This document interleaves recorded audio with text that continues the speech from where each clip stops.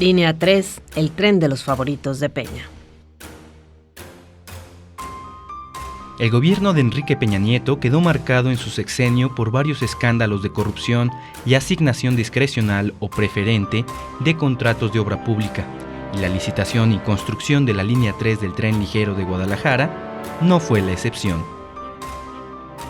Sobre los rieles de la línea 3 pesan un sobrecosto de 92%, un retraso en más de 2 años de puesta en operación, con los contratos calificados por la Auditoría Superior de la Federación como deficientes o poco claros, o de plano manipulados, según supervisores de la obra. Una obra de más de 32,000 millones de pesos que se sumaron a los cientos de miles de millones de pesos que le entregó Peña Nieto a sus favoritos. Además de sobrecostos y retrasos, la obra de la línea 3 provocó afectaciones a miles de vecinos y comerciantes y el daño patrimonial y hasta el momento irreversible a monumentos históricos por negligentes ejecuciones de obra. Cuando Enrique Peña Nieto fue electo en 2012, instaló provisionalmente su despacho en una oficina que le rentó la inmobiliaria Virreyes, la cual forma parte de un conglomerado de compañías controlado por José Miguel Bejos, uno de los empresarios mexicanos más cercanos al expresidente. Peña Nieto desde ahí comenzó la gestión de los primeros asuntos como jefe de Estado antes de mudarse al Palacio Nacional. 2 años más tarde, el gobierno que encabezaba entregó a un consorcio de empresas de las que Bejos es accionista contratos por más de 10,405 millones de pesos en labores claves de la construcción de la línea 3 de tren ligero de Guadalajara, una de las 4 obras más importantes del sexenio de Peña Nieto y de las más costosas de Jalisco en las últimas décadas. La construcción de la línea 3 fue anunciada en agosto de 2014 como una clave para resolver el problema de transporte público en el área metropolitana de Guadalajara, la segunda más grande del país después de la Ciudad de México, con 5 millones de habitantes. El último anuncio dado a conocer por el presidente Andrés Manuel López Obrador la daba por operativa para este mes de diciembre de 2019, lo que no ha ocurrido hasta el cierre de este reportaje. En 5 años, su presupuesto casi se duplicó por sobrecostos de 17,692 millones de pesos, pasó a 33,953 millones de recursos federales asignados entre 2014 y 2019. Como ocurrió con la empresa de Bejos, los 6 contratos principales de la obra, equivalentes a casi 70% del presupuesto, fueron entregados a constructores y proveedores que han gozado del favoritismo del expresidente, según los hallazgos de la presente investigación realizada por un equipo de reporteros de los medios de la Universidad de Guadalajara y del diario NTR Guadalajara, en alianza con la plataforma latinoamericana de periodismo Conectas y el apoyo del International Center of Photojournalists. Otro beneficiado con los contratos es el consorcio liderado por OHL, una empresa filial de una transnacional española, cuyo presidente fue captado en un audio filtrado a la prensa, en el que se le escucha afirmar que trataron temas de 2 de los contratos obtenidos directamente en una reunión con Peña Nieto en abril de 2015. Las licitaciones internacionales por entregar los contratos se realizaron en plazos express y entre los escogidos se colaron contratistas con poca o nula experiencia en los ramos asignados o dependientes de las empresas matrices acusadas judicialmente por pagar sobornos en distintos países. La Auditoría Superior de la Federación, máximo órgano de control federal, ha puesto su lupa en las obras en sus informes del año 2014 al 2018.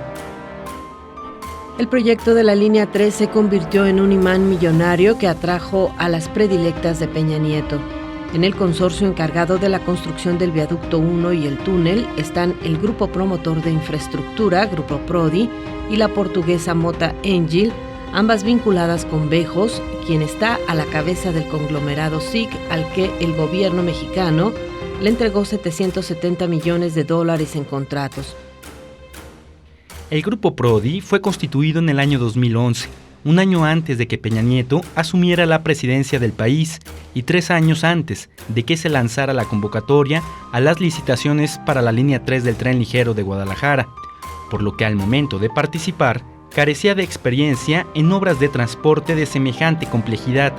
carencia que suplió al formar un consorcio con 2 constructoras extranjeras. Del mismo modo, de los consorcios a los que se les asignaron la construcción del Viaducto 2 y la compra del material rodante, que es el contrato más cuantioso, forma parte la Constructora de Proyectos Viales de México, una filial de la española OHL.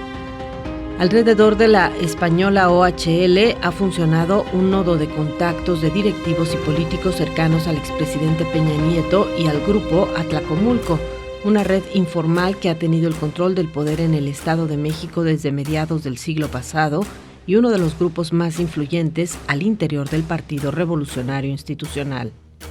El cabildeo ha sido parte de su práctica corporativa. La empresa, por ejemplo, contrató a un exsecretario de Estado como su director, José Andrés de Oteiza, y a Emilio Lozoya Austin, del equipo más cercano al expresidente Enrique Peña Nieto. Lozoya fue consejero de OHL del año 2010 al año 2012 y luego fue nombrado director general de la petrolera estatal Pemex. En este momento, Lozoya tiene una orden de captura y es buscado por la Interpol en 190 países luego que la Fiscalía General de la República lo acusara de delitos por actos de corrupción. Además, el pasado 28 de noviembre, el titular de Inteligencia Financiera de la Secretaría de Hacienda y Crédito Público, Santiago Nieto, informó que presentó ya ante la Fiscalía General de la República denuncias penales por posibles actos de corrupción contra OHL y el exsecretario de Comunicaciones y Transportes, Gerardo Ruiz Esparza. Fue bajo la jefatura de Ruiz Esparza que se licitaron y fallaron los contratos de la línea 3 del tren ligero de Guadalajara en el año 2014. El equipo de esta investigación solicitó entrevistas en oficinas o teléfonos personales de José Miguel Bejos a directivos de Constructora de Proyectos Viales de México OHL, al exsecretario Ruiz Esparza y a la Secretaría de Comunicaciones y Transportes para pedir comentarios y no recibió respuestas a estas solicitudes. La Auditoría Superior de la Federación reportó en los últimos 4 años un conjunto de reparos y anomalías relacionadas tanto con los procesos de licitación y respecto al desempeño de las contratistas y de la Secretaría de Comunicaciones y Transportes. Las posibles irregularidades en la asignación de contratos ya fueron advertidas y reportadas en las revisiones anuales de la Auditoría Superior de la Federación. En la revisión de 2014, la institución encontró que hubo una deficiente evaluación de las propuestas de los licitantes. Lo invitamos a conocer este trabajo de investigación en las páginas de internet de NTR Guadalajara, Canal 44 de la Universidad de Guadalajara, la plataforma Conectas, así como en los medios aliados que publicarán esta información de manera simultánea en todo el país.